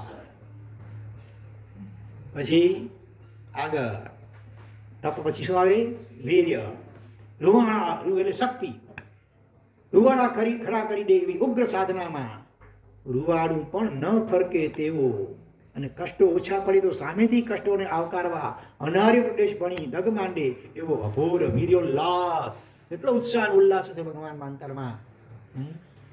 આપણે સાંભળીને આપણા રૂવાડા ખડા થઈ જવા, અધદાવ થઈ જાય. ત્યાં ભગવાન રૂવાડું એ ન ફરકે, અડો લેવા અને સામેથી અનાર દેશમાં જઈને કષ્ટોને આમંત્રણ આપે. કેવો અપૂર્વ વીરોલ્લાસ. અને ઉપયોગ હવે છઠ્ઠો સતત સ્વમાં રમતો ઉપયોગ ઉપયોગ એટલે જ્ઞાન અને દર્શન બંનેને માટે સંયુક્ત શબ્દ ઉપયોગ વપરાય છે. ઉપયોગ આમ લક્ષ્ય કહો ધ્યાન કહો કદાચ એટલો તીવ્ર ઉપયોગ કે હદ વટાવીને કોઈ એવી કલ્પના કરી શકે કે કાનમાં ખીલા ઠોકાયા હતા તે વાતની પ્રભુને તો કેવળ જ્ઞાન થયું ત્યારે છે ખબર પડી. હા એટલા ઉપયોગને પોતાના ધ્યાનને એટલું અંતર્મુખ કરી નાખ્યું આત્મામાં એવું ઘણા ખૂબ ડૂબાવી દીધું હતું કે શરીરથી બિલકુલ ડિટેચ થઈ ગયા હતા. કાનમાં ખીલા ઠોકાયા ત્યાં સુધી પણ જાણે એમને ખબર ન હોતી એ રીતે એકદમ આત્મામાં લીન. મચ્છરની માખી બેસે તોય તરત ખ્યાલ આવી જાય, તરત ઉડાડી નાખીએ માખી મચ્છર રહે. અને ભગવાનના કાનમાં ખીલા ઠોકાય તો પણ આત્માના બંકરમાં એવા ચાલ્યા જાય ગમે એટલા એટમ બોમ્બ ઉપર ફૂટતા હોય તો એની અસર ન થાય. બરોબર ને? બંકર એવા મજબૂત હોય છે કહેવાય છે. એ કટોકટીના સંજોગોમાં હમણાં પણ રશિયાનો રાષ્ટ્રપતિ કોણ પુતિન એ પણ લગભગ કોઈ કીધું બંકરમાં છે અત્યારે મોટે ભાગે. હા કોનાથી બચવા માટે નહીં, રશિયા નહીં પણ ઇજિપ્ત કશું યુક્રેન યુક્રેનનો ને બીજો પેલો ઈરાન ને હા એટલે એવા કટોકટીના સંજોગો આવે તે ભલભલા સરમુખ ત્યારે પણ બંકરમાં છુપાઈ રહેવું પડે. ઇઝરાયલ કારણ કે ઈરાનનો એટેક થવાની શક્યતા હતી. એટલે એ રીતે આત્માના બંકરમાં એવા પોતાના બંકરમાં ચાલ્યા જાય ઉપયોગને એવા બંકરમાં ઘુસાડી આત્મારૂપી બંકરમાં જેને કારણે શરીર ઉપર ગમે એટલા ઉપસર્ગ થતા હોય, કાનમાં ખીલા ઠોકાતા હોય, પગે ખીર રંધાતી હોય, માથે કાળચક્ર ફેંકાતું હોય, કાયા શરીર નીચે સુધી જમીનમાં બેસી જાય તોય પણ અંદરમાં એ ખબર ન પડે જાણે કે એવા અંદરમાં લીન થઈ ગયા હોય આત્મામાં. આ ઉપયોગની વાત એ બધું જ વિલક્ષણ. બીજા સામાન્ય આત્માઓમાં જે જ્ઞાન દર્શન સાહિત્ય ઉપયોગ હોય એના કરતાં પરમાત્માના 6 લક્ષણો અતિ વિશિષ્ટ કોટીના હોય છે. માટે તેઓ પરમ આત્મા કહેવાય છે. આત્માના બધા જ લક્ષણો આમ વિશેષ રૂપે દીપતા હોય તે સામાન્ય આત્મા ન હોય, પરમ આત્મા જ હોય. એવા પરમાત્માને આપણા સૌના અનંત અનંત નમસ્કાર હો. બીજી રીતે વિચારીએ તો આત્માના 3 પ્રકાર 3 ભેદ આનંદગંજી યોગી રાજની સ્તવન 24માં ત્રીજા સંભવનાથ ભગવાનના સ્તવનમાં બતાવ્યા છે. સંભવનાથ કે કયા ભગવાનમાં? સંભવ દેવત દુર્ષેરૂપ બહિરાત્મા, અંતરાત્મા અને પરમાત્મા. સુમતિ 5મા સુમતિના ભગવાનના શરણમાં સુમતિ ચરણ કજ આત્મ અર્પણા સકલ ત્રિવિધ તનુધરગત આત્મા બહિરાત્મ ધુરી ભેદ સુજ્ઞાની. બીજો અંતર આત્મ, તીસરો પરમાત્મા. બહિરાત્મા મોટા ભાગના જીવોનારી ગાંઠે બહિરાત્મા જ હોય છે. શરીરને જ પોતાની જાત માનીને જીવનારા એ બધા બહિરાત્મા. ઇન્દ્રિયોના વિષયોમાં જ માત્ર સુખને શોધનારા આ બધા બહિરાત્મા. પછી બીજો પ્રકાર આવે અંતરાત્મા, જેને સમજાઈ ગયું કે બહાર સાચું સુખ નથી અને શરીરે હું નથી, હું શરીરથી ભિન્ન આત્મા છું, સાચું સુખ આત્મામાં છે. અને એના માટે જેઓ અંતર્મુખ બનીને નિર્વિકલ્પ થવાનો અભ્યાસ કરતાં કરતાં કોઈક ધન્ય ક્ષણે થોડીક વાર પણ નિર્વિકલ્પ બનીને આત્માનો અનુભવ થોડોક પણ સ્વાદ ચાખ્યો હોય ત્યારથી એ અંતરાત્મા ત્યારે કહેવાય. અને એ અંતરાત્મા દશામાં વધુ ને વધુ અંતર્મુખ બનતા છેવટે જ્યારે વિતરાગ દશા પ્રગટ થાય ત્યારે કહેવાય પરમાત્મા. પરમાત્માના 2 પ્રકાર, એક સશરીરી, બીજા અશરીરી. શરીરધારી હરિયંત પરમાત્મા અને અશરીરી એટલે સિદ્ધ પરમાત્મા. ચાલો 88મું વિશેષણ પરમાત્માને. પછી આવે છે 89મું વિશેષણ પરમાપ્તાય. પરમાત્મા કેવા છે? પરમ આપ્ત. આપ્ત કોને કહેવાય? આપ્ત એટલે હિતેચ્છુ. આપણા આત્માની સાચી હિત ચિંતા કરનારા હોય એને આપ્ત કહેવાય. તો ભગવાન ક્યારેક માતા પિતા આપ્ત હોઈ શકે, બરોબર, ગુરુ મહારાજ પણ આપ્ત હોઈ શકે, પણ ભગવાન તો પરમ આપ્ત છે, સામાન્ય આત્મા નહીં. રોહિણીયા ચોરની વાર્તા પ્રસિદ્ધ છે. ન છૂટકે સંભળાઈ ગયેલા પ્રભુના 2-4 શબ્દોમાં દેવલોકનું વર્ણન હતું તે યાદ રહી ગયેલું. રોહિણીયાને પકડવા માટે અભયકુમારે ઊભી કરેલી ઇન્દ્રજાળમાં દેવલોકની જ દુનિયા તેણે ખડી કરી દીધી. રોહિણીયાએ કેટલા જણાને ભાઈઓને તો ખબર છે ને બધાને રોહિણીયા ચોરનું દૃષ્ટાંત? કેટલાને ખબર નથી? રોહિણીયા ચોરનું દૃષ્ટાંત સાંભળ્યું ન હોય અથવા સાંભળ્યું હોય તો પણ હવે બિલકુલ ભૂલાઈ ગયું, યાદ જ ના આવતું હોય. કેટલા છો એવા? નાટકમાં હતું રોહિણીયા ચોરનું? અચ્છા, તો બધાને ખ્યાલ છે.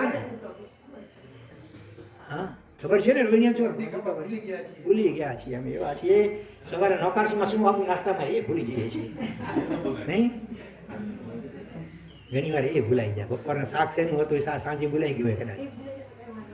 એમાં તો વાંધો નથી, મતલબ આપણી યાદ શક્તિ એવી પાવરફુલ છે કહેવાનો મતલબ. તો રોહિણીએ ચોર, એના પિતાનું નામ બોલો શું હતું? જેને સાંભળ્યું છે ને એને પૂછું છું હવે. એના પિતાનું નામ શું હતું ખબર છે? કાલસોરી કસાઈ નહીં કઈ. તો લોહ ખુર. લોહ ખુર. એના પિતાએ કહ્યું હતું કે બેટા અહીંયા માવી નાનું મુંડિયો આજુબાજુ ફરે છે, ભૂલે છું કે એની કોઈ વાણી સાંભળતો નહીં, તો આમ ધંધો પડી ભાગશે, ભૂખે મરશે પરિવાર. અને કુદરતી ચોરી કરીને નાસ્તો હતો રાજમહેલમાંથી ચોરી કરીને, અને ત્યાં કુદરતી થોડીક દૂર જંગલમાં ભગવાનનું સમોસર રચાયું હતું દેશના ચાલુ હતી. યોજન ગામીની વાણી મીઠી, એ વાણી કાનમાં પડી ન જાય એટલા માટે બંને કાનમાં આંગળીઓ ખોસી ખોસીને દોડતો હતો. પગમાં કાંટો વાગ, નસીબ યોગે જે થાય એ સારા માટે. જો અહીંયા કાંટો વાગે તો ખરાબ કહેવાય ને, સૂળ ભોંકાઈ ગઈ સારા માટે. સૂળને કાઢવા માટે એક આંગળી કાનમાંથી આંગળી કાઢી નીચે નમ્યો, અને ત્યાં ભગવાનના શબ્દો કાનમાં પડી ગયા. જે આપણે મારે નથી કરવું નથી કરવું નથી કરવું તો ઓટોમેટિક થઈ જાય. નથી કરવું એ રૂપે પણ આપણે યાદ તો કરીએ છીએ ને કે મારે ક્રોધ નથી કરવો, તે રીતે પણ ક્રોધને તો યાદ કરીએ છીએ ને આપણે. એને બદલે મારે ક્ષમતા જ રાખવી છે, પોઝિટિવ લેવાનું. આમ નથી કરવું એમની પણ આમ મારે આમ કરવું છે, પોઝિટિવ ગુણ હોય એના ઉપર ફોકસ કરવાનું. તો મારે આ માવી મુનિયાની વાણી નથી સાંભળી એટલે ધ્યાન તો માવી સ્વામી તરફ ગયું. અને એ વખતે દેવલોકનું વર્ણન ચાલતું હતું. દેવો જમીથી 4 આંગળ અધર હોય, એના શરીરે પરસેવો ન હોય, અને એના ગળામાં ફૂલની માળા, ઘરમાં એની દેવોની આંખમાં પલકારા ન હોય. 4 લક્ષણો દેવતાઓના કુદરતી ભગવાનની વાણીમાં નીકળ્યા એ વખતે, અને એના કાનમાં પડી ગયા. અને પાછળથી સિપાહીઓએ પકડી લીધો, અને અભયકુમાર પાસે હાજર કર્યો. હા, એવો ચાલાક હતો, એટલે મુદ્દા માલ બધું હર્ષગે વગેરે કરી નાખ્યો હતો. અને જ્યાં સુધી સાબિત ન થાય ત્યાં સુધી શિક્ષા કરાય નહીં. એટલે એની ચોરી સાબિત કરવા માટે એને શું કરવામાં આવ્યું? ભોજનમાં એકદમ માદક પદાર્થો ખવડાવવામાં ઘેનમાં આવી જાય એ રીતે. અને એ ઘેનમાં આવી ગયો પછી બીજી બાજુ દેવલોક આખું વાતાવરણ આવે હો. અભયકુમારે રાજ્યમાં ખડું કરાવ્યું હતું. અને જેવું ઘેર ઓછું ત્યાં નાક ખુલે છે એટલે બધા નકલી દેવદેવીઓ જય જય દંડા જય જય બધા વગેરે કરીને દેવતા જાણે વધાવે છે. ઓ કેટલા તમે ભાગ્યશાળી કે તમે આ ઉત્તમ આવા દેવલોકમાં તમારો જન્મ થયો છે. હવે અહીંનો અમે બધા આપણી સેવામાં હાજર છીએ, પણ ફક્ત અહીંનું પહેલાં એક શું કહેવાય એની ફોર્માલિટી પૂરી કરવી જોઈએ. એ પ્રમાણે જે પણ નવો દેવ કે દેવી જન્મ ઉત્પન્ન થાય એને પોતાના આગલા જન્મમાં જે પણ પુણ્ય કે પાપ કર્યા હોય એને પોતાના મોઢે એક પણ કશું પણ છુપાવ્યા વિના જેવું હોય તેવું કેવા જાહેર કરવું જોઈએ. જો કે જાહેર તમે નહીં કરો તોય અમને અવધિ જ્ઞાનથી બધાને ખબર તો હોય, પણ છતાં એનો રિવાજ એવો છે કે પોતાના મોઢે પોતાના પુણ્ય અને પાપ બંને નિખાલસતાથી જાહેર કરી પછી બધા અમે આપણી સેવામાં તૈયાર છીએ. હા, આ શબ્દો સાંભળીને જરાક બુદ્ધિશાળી તો હતો રોહિણીઓ, જોયે છે બધા ધારીને ભગવાનના શબ્દો યાદ આવ્યા. આ તો નકલી દેવી હતા, પગ જમીનની અંદર અડેલા હતા, આંખોમાં પલકારા ચાલુ હતા, એ થોડો ક્યાંક પરસેવો દેખાતો હતો. અને મારા પણ થોડી ઘણી કદાચ કરમાલી હશે, ખ્યાલ આવી ગયો આ બધું નાટક છે મને પકડવા માટે.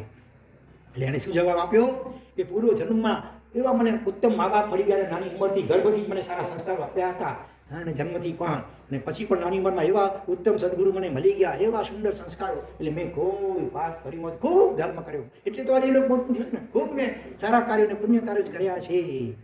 અભયકુમાર સમજી જાય છે, જબરો નીકળ્યા મારા વાલો છે. તો એ ખાવાની ખબર પડશે છે તો આ, પણ છતાં કબૂલ કરે પછી એને શું સજા થાય.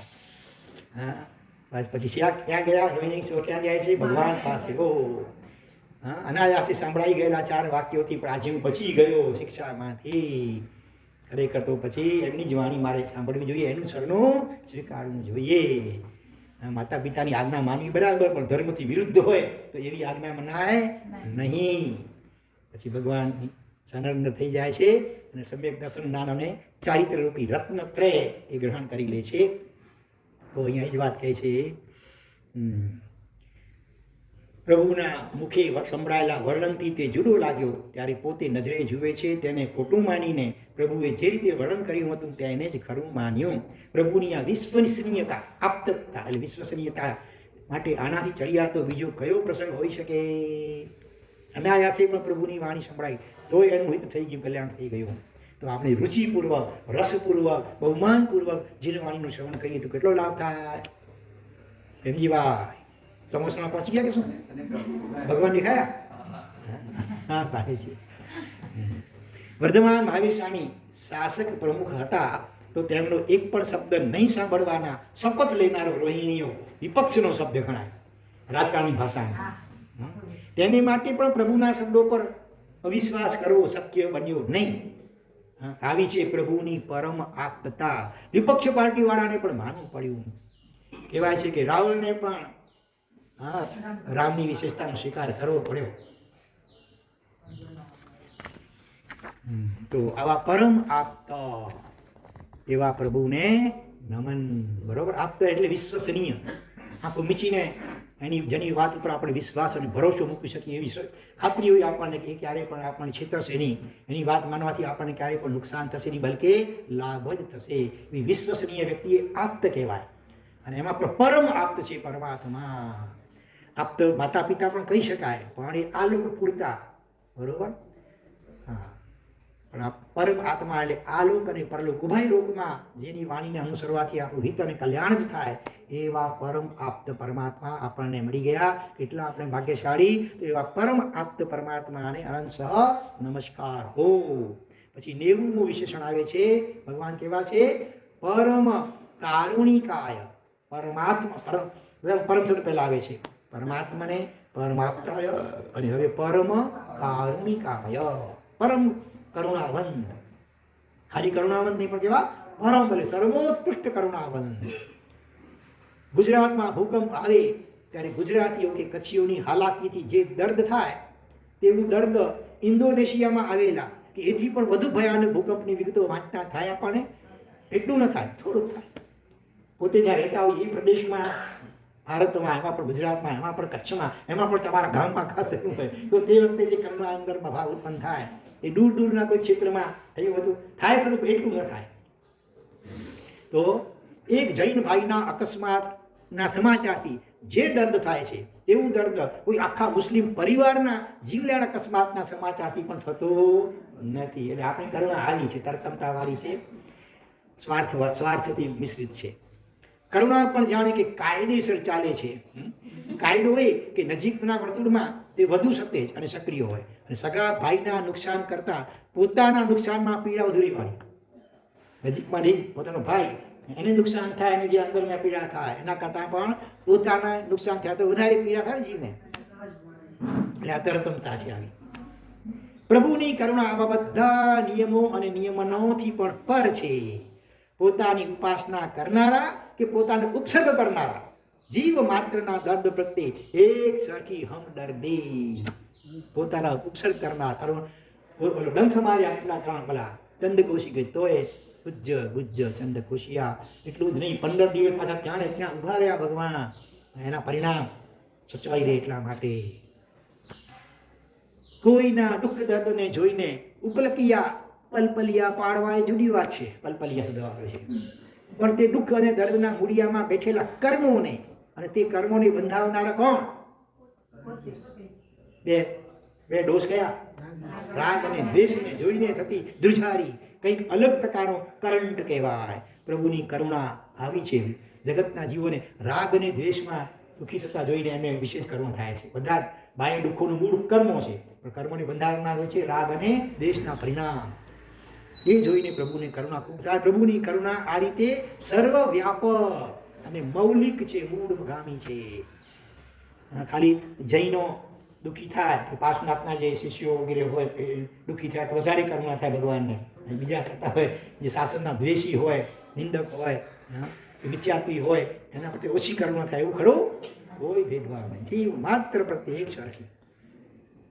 જીવનમાં પૂર્વગ્રહ કે પરિગ્રહનું કોઈ પરિમાણ ન ધારતા હોઈએ તો પણ આપણે પરોપકારનું પરિમાણ તો ધારેલું હોય છે. બરોબર? પરિગ્રહનું પરિમાણ નહીં. આને દે બાવો બેઠો જપે ને જે આવે તે ખપે. સંગ્રહ્યો સાપ પણ કામ લાગે એમ કરીને નકામી આલતું ફાલતું ચીજો પણ જીવ સંગરતો જાય. ત્યાં કોઈ પરિમાણ નહીં. પૂર્વગ્રહ કોઈના માટે પહેલેથી નેગેટિવ અભિપ્રાય બંધાયેલો પૂર્વગ્રહ કહેવાય. એમાં કોઈ લિમિટ નહીં, અનેક જીવો પ્રત્યે. પણ પરોપકારમાં પરિમાણ ત્યાં લિમિટેડ કરીએ પરોપકાર. અને એટલો એનું હાણ બી આવતે એના પાસે બજેટ પૂરું થયું બહાર ડને જો. આપણે કરુણાને પણ માપસર અને પ્રમાણસર રાખી શકીએ છીએ. જ્યારે પ્રભુની કરુણા કેવી છે? અમાપ, અનલિમિટેડ. માટે પરમ કારુણિકાય કહ્યું. સામે ચાલીને ચંડ કૌશિક સર્પને બચાવવા પ્રભુ ગયા. તે પ્રભુની કરુણા જ હતી. છતાં ડંખ મારીને તે સર્પે કરુણાવંતને આવકાર્યો. ચંડ કૌશિકે ભગવાને આવકાર્યું. કેવી રીતે? વેલકમ, સુસ્વાગતમ. ડંખ મારીને આવકાર્યો. પોતાને અગણિત તકલીફમાં મૂકનારા ગોશાલક ઉપર કેટલા વર્ષો સુધી હેરાન કર્યા. ત્યારે કોઈ તાપસ તેજોરેશા છોડે છે ત્યારે છડમસ્ત એવા પ્રભુએ શું કર્યા? તે મને બચાવવા શીતલેશા મૂકીને તેને ઉગારી લીધો. પ્રભુની કરુણા સામી વ્યક્તિના વર્તનને જોતી નથી કે આ મને અનુકૂળ વર્તે છે કે પ્રતિકૂળ નહીં. પ્રભુની કરુણા બિનશરતી, અનકન્ડિશનલ ભગવાનની કરુણા છે. સકલાર્થ સ્તોત્રમાં સાચું જ કહ્યું છે, સ્વયંભૂ રમણ સ્પર્ધી કરુણારસ વારીણા અનંત ચિત અનંતામ વ પ્રચ્છતુ સુખશ્રિયમ. 14માં અનંતા ભગવાન એમની સ્તરના કરતા કલિકાળ હેમચંદ્રાચાર્ય ભગવંતે સકલાર્થ સ્તોત્ર એટલે કે 63 શલાકા પુરુષ ચરિત્રના મંગલાચરણના શ્લોકો 24 ભગવાનની સ્તરના એક શ્લોક દ્વારા કરી છે. એમાં 14માં અનંતા ભગવાનના સ્તરમાં શું કહ્યું કે ભગવાન કેવા છે? ભગવાન કરુણા રસ કેવો છે? સ્વયંભૂ રમણ સમુદ્ર સાથે સ્પર્ધા કરનારો. સ્વયંભૂ રમણ સૌથી મોટામાં મોટો સમુદ્ર. એક બાજુ બાકીના અસંખ્ય સમુદ્રો લઈ લો, એકથી ડબલ પ્રમાણવાળા. સૌથી કેન્દ્રમાં લવણ સમુદ્ર 2 લાખ યોજન જાડાઈ વાળો. પછી આવે કાલિયોધી સમુદ્ર, એ 4 અને 8, વચ્ચે એક દ્વીપ આવે ને, એટલે 8. એટલે આવી રીતે 4 ગણા પ્રમાણવાળા એવા અસંખ્ય સમુદ્રો. બધાનો સરવાળો કરો, એને વળી 3 થી ગુણો. જે સરવાળો આવે ને એને વળી 3 થી ગુણો, ટ્રિપલ કરો. પછી વળી આગળના જેટલા સમુદ્રોના દ્વીપ અને સમુદ્રોના પ્રમાણ છે એના પ્રમાણ એમાં જોડો, એડિશન કરો, અને જે જવાબ આવે એટલું પ્રમાણ છેલ્લા એકલા માત્ર સ્વયંભૂ રમણ સમુદ્રનું છે. તો ભગવાનની કરુણા કેવી છે? કરુણા રસ સ્વયંભૂ રમણ સમુદ્ર સાથે સ્પર્ધા કરે, એને ટક્કર મારે. એના કરતાં વધારે કરુણાનો રસ પરમાત્માના હૃદય આત્મામાં છે. પ્રભુની કરુણા એવી અફાટ છે કે જાણે સ્વયંભૂ રમણ સમુદ્રની લહેરો સાથે તે સ્પર્ધાએ ચડી ન હોય. આપણી કરુણાને સક્રિય સ્વરૂપ મળે તો કોઈનું ઘર ચાલે. કદાચ બહુ કરુણા ઉત્પન્ન થાય, કોઈ ગરીબ હોય એનું દર મહિને એનું જે કંઈ જરૂરી રાશન વગેરે ભરાવી દઈએ, બરાબર ને, એની કીટ આપી દઈએ રાશનની. અથવા કોઈની કોલેજની ફી ભરાય, કોઈ વિદ્યાર્થી હોય તો ગરીબ તો કોલેજની ફી ભરાય. એ પાંજરાપોળના પશુને ઘાસચારો મળી રહે. પણ પ્રભુની સતેજ કરુણા જ્યારે સક્રિય બને છે ત્યારે દ્રષ્ટિ સર્પ પણ ક્ષમા ભાવને પામી જાય છે. કોઈ ઘોડો ભવચક્રનું પ્રથમ સમ્યક્ત પામી જાય છે. બોલો કયા રાજાનો ઘોડો? ભગવાનનું નામ તો ઘણાને ખબર છે. હા, ભગવાન ઘોડો કોનું? રાજાનું નામ શું? જીત શત્રુ. જીએ સત્તુ પાસે આવે છે અષ્ટોત્રીમાં. જીત શત્રુ રાજા. એના ઘોડો પૂર્વજન્મના મનુષ્ય હતો. એમણે અન્ય ધર્મી હતો, મિત્ર જૈન હતો. એના સંપર્કથી એણે જીનબિંબ ભરાવેલું. એના પુણ્યથી મનુષ્ય સ્વયં ભગવાન સાક્ષાત ખેંચાઈ કરીને એક અવરાત્રમાં 60 યોજન જેટલો વિહાર કરીને ઘોડાને પ્રતિબોધ પમાડવા માટે પહોંચી ગયા ભરૂચ. અને ભગવાનને જોઈને જાતિ સ્મરણ જ્ઞાન થાય છે, અનશન કરે છે ઘોડો, અને એ લોકમાં દેવ તરીકે ઉત્પન્ન થાય છે. તો આ ઘોડો ભવ અને સંકિત પામી ભગવાનના દર્શનથી જાતિ સ્મરણ જ્ઞાન અને સમ્યક્ત પામી જાય છે. ભવચક્રનું વહેલું સંકિત પામી જાય છે. અભિમાની ઇન્દ્રભૂતિ એ કયું પદ પામી જાય છે? કયું પદ? ઇન્દ્રભૂતિ ગણધર પદ પામી જાય છે. આ ભગવાનની કરુણાથી કે આ તો મને મારી સામે વાત કરવા આવ્યો છે, મને ઇન્દ્રજાળીઓ ગણાવે છે. હા, મનમાં લીધું કંઈ? કશું નહીં. પાત્ર દોષના કારણે કાંઈ ન પામી શકનારો કોણ? કયો અભવ્ય છે? દેવતા સંગમ. એ પણ પ્રભુની આંખના 2 આંસુ પામી ગયો. એને પણ આપ્યું ભગવાન, કરુણામાં આંસુ આપ્યા. બોલો, પ્રભુની કરુણા કેવી છે? અસીમ છે. તો પરમ કરુણાવંત પ્રભુને નમન કરીને પ્રાર્થના કરીએ કે પ્રભુ આપની કરુણા જેવો વ્યાપ, વિશાળતા અને સર્વકાલીનતાનો સ્પર્શ મારી કરુણાને પણ આપવાની કરુણા કરજો. તો આવા પરમ કારુણિક પરમાત્માને અનંત નમસ્કાર કરી આપણે પણ ભાવના ભાવીએ. આપણા જીવનમાં જે થોડી ઘણી કરુણા તો હશે દરેકમાં, પણ હજી જરા વિસ્તારવાની જરૂર છે. માત્ર પોતાના કહેવાય એના માટે ઠીક લાગણી પ્રેમ, બીજા માટે નેગેટિવ ભાવ, એ હવે આપણા જીવનમાંથી ભૂસાઈ જવું જોઈએ. જીવ માત્ર પ્રત્યે નિસ્વાર્થ સ્નેહ, પ્રેમ, લાગણી અને કરુણા. પછી બે વિશેષણ ભેગા આપ્યા છે. હા, આજે અમારા મહાત્માઓએ કહ્યું કે હવે સવારના ભલે 5 કલાક વ્યાખ્યાન વધારો તો ચાલે, બપોરે માંગલિક રાખો, સવારના સંખ્યા સારી હોય છે. એટલે અત્યારે આમ તો અહીં થયો છે, છતાં લઈએ 10-15 મિનિટ વધારે લઈ લઈએ, વાંધો નહીં, ચાલો. એ બપોરે નવું વરિયંતાણ, બપોરે જાપ કરજો, સમય કરીને સ્વાધ્યાય કરજો, હા, દ્રષ્ટાભાવનો અભ્યાસ કરજો, હા, એકાંત અને મૌનનો અભ્યાસ કરજો. હા, પાછો આજે સંઘ છે. અચ્છા, પછી તરત સાંજના વાપરવાના નથી એ લોકો અહીંયા. બરોબર, તો ઠીક છે, એમના પૂરતું આપણે એનો વિશે રાખીએ. હા, સુગતાય અને પછી છે તથાગતાય, આ બે વિશેષણો ભેગું વિવેચન શરૂ થાય છે. બહુ બુદ્ધ માટે જાણીતા બંને શબ્દો છે, સુગત અને તથાગત. બૌદ્ધ દર્શનને સૌગત દર્શન પણ કહેવાય, સુગત. તો અહીં અરિહંતના સંદર્ભમાં આ અર્થનું ઉદ્ઘાટન કરવાનું છે. તો કે આ લગભગ આ 5મા આલાવામાં મોટાભાગના વિશેષણો ગૌતમ બુદ્ધ માટે પણ એમના સંપ્રદાયમાં વપરાતા હોય છે એવા છે. હકીકતમાં સંપૂર્ણપણે અરિહંત પરમાત્મામાં ઘટે, એમનામાં કદાચ અમુક અંશે ભલે ઘટતું હશે, ના નહીં, પણ સુગત કોને કહેવાય? ગત તો છે ને, ગત એટલે જાણવું, એમ કે ગત નાય, સમજણ નાય, ગત નાય, ગત એટલે ગતાગમ. તો શું એટલે સારું? તો સારી રીતે બધા પદાર્થોને જાણી લે તેને સુગત કહેવાય. જેવા છે તેવા સ્વરૂપે દરેક પદાર્થને જાણી લે તેને તથાગત કહેવાય. તથા એટલે તે પ્રકારે, જે પ્રકારે પદાર્થ જે સ્વરૂપે જે છે એને એ સ્વરૂપે એ પ્રકારે એને જાણે એને તથાગત કહેવાય. સારી રીતે જાણે અને સુગત કહેવાય. અને જે પદાર્થ જે સ્વરૂપે હોય અને તે જ સ્વરૂપે તે જ પ્રકારે જાણે અને તથાગત કહેવાય. આમ તો ગમ ધાતુ છે ક્રિયાપદ, ગમ એટલે જવું, ગમન કરવું, જવું. પણ સાથે એમ પણ કહ્યું સર્વે ગત્યર્થા જ્ઞાનાર્થા, જેટલા ગતિવાચક ક્રિયાપદો છે એ બધાનો જ્ઞાન એવો અર્થ પણ સમજવો. તો અહીંયા સારી રીતે ગયેલા એમ નહીં, ગત એટલે ગયેલા, તો સારી રીતે જાણ્યા છે બધા પદાર્થોને જેમ એ રીતે. શ્રેષ્ઠ એવી પંચમ ગતિ પામેલા અને સુગત કહેવાય. સારી રીતે ગયા, ક્યાં ગયા? મોક્ષમાં ગયા.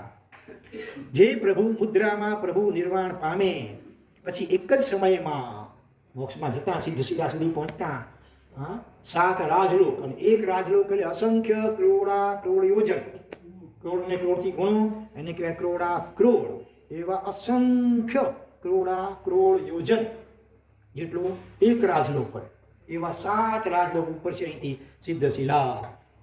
એટલું અંતર કાપતા, હા, કેટલો ટાઈમ લાગતો હશે? ઓનલી 1 સમય. એક સમય બરાબર કેટલી સેકન્ડ થાય? એક સમય બરાબર કેટલી સેકન્ડ? ઉલટું કરો. એક સેકન્ડ બરાબર કેટલા સમય? અસંખ્ય. તો એક સમય બરાબર કેટલી સેકન્ડ? 0.00 અસંખ્ય 0 કરો એટલું 1. તો મોક્ષ સુધી આટલું અંતર કાપતા આત્માને કેટલો ટાઈમ લાગે? માત્ર એક સમય. આપણે કલ્પના જ ન કરી શકીએ, આ એવી વાત છે. અને એની એ ગતિને કઈ ગતિ કહેવાય? અસ્પૃશત ગતિ, સ્પર્શ્યા વિના. વચમાં અસંખ્ય આકાશ પ્રદેશો છે ને, રૂપી એવા પણ આકાશ પ્રદેશો અસંખ્ય છે વચમાં. છતાં આપણે કલ્પી જ ન શકીએ. આ શ્રદ્ધા ગમ્ય છે, અનુભવ ગમ્ય વાત છે. એક જ સમય, માત્ર 1 સેકન્ડ પણ નહીં. આ તો ચમત્કારિક આત્માનું સ્વરૂપ છે, આશ્ચર્ય ઉપજાવે એવું. અસ્પૃશત ગતિથી એટલે કે વચ્ચે આવતા કોઈ આકાશ પ્રદેશને સ્પર્શ્યા વગર પ્રભુનો આત્મા એ જ આકારમાં ઉપર સિદ્ધ શિલા ઉપર ગોઠવાઈ જાય છે. એ જ આકાર એટલે કે છેલ્લે શરીર છૂટે એ વખતે જે મુદ્રામાં શરીર હોય, આ મુદ્રામાં કૌશલ મુદ્રામાં ઉભેલા હોય, પદ્માસનમાં બિરાજમાન હોય કે શવાસનમાં લીટેલા હોય, શરીર જે રીતે લીટેલું હોય એ જ રીતે આકાશ આત્મ પ્રદેશો ત્યાં શરીરમાં 1/3 ભાગ જેટલું પોલાણ ખાલી જગ્યા છે પેટ વગેરેનું. અત્યારે ત્યાં આત્મા નથી, પણ જ્યારે મોક્ષમાં જવાનું હોય છેલ્લે એકદમ, ત્યારે બધું પોલાણ પૂરાઈ જાય. એટલે પ્રદેશ જીવના ઘન કરી છે ને, ઘન લંબાઈ પહોળાઈ ને ઊંચાઈ ત્રણેય ભેગી કરીએ તો ઘન કહેવાય.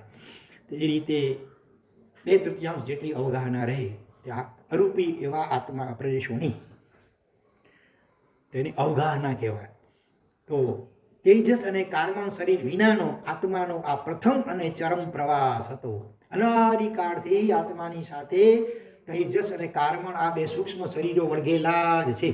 આપણું છે સ્થૂળ શરીર ઔદારિક શરીર કહેવાય, પણ બીજા 2 શરીરો અંદરમાં દરેક જીવને હોય છે. એ એક ભવમાંથી બીજા ભવમાં જતો હોય ને વચમાં પણ હજી ત્યાં ઉત્પન્ન તો નથી થયો, વચમાં જે 1 2 3 સમય લાગે ને ત્યારે પણ આ 2 સૂક્ષ્મ શરીર ભેગા ને ભેગા જ હોય તેજસ અને કારમાં.